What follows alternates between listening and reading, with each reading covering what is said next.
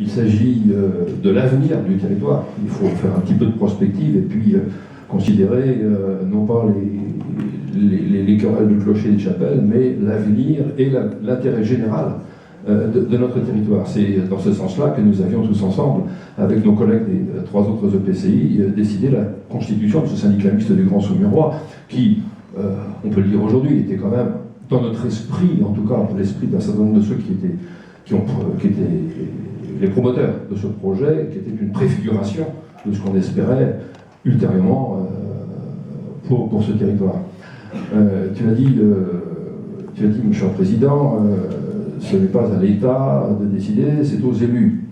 Certes, mais l'État agit en application de la loi, et la loi a été votée par des élus. Ne l'oublions quand même pas.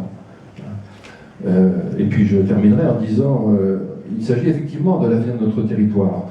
Ce territoire qui est tout à fait à l'est du département, à l'est de la région, et qui représente un véritable bassin de vie cohérent, comme Jean-Pierre vient de le dire.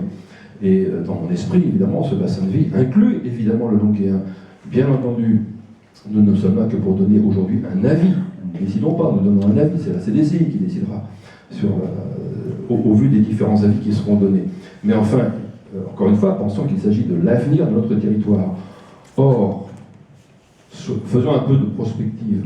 Un jour ou l'autre, il est vraisemblable que le département disparaîtra. Le territoire aura quoi comme interlocuteur? Il aura la région et l'État.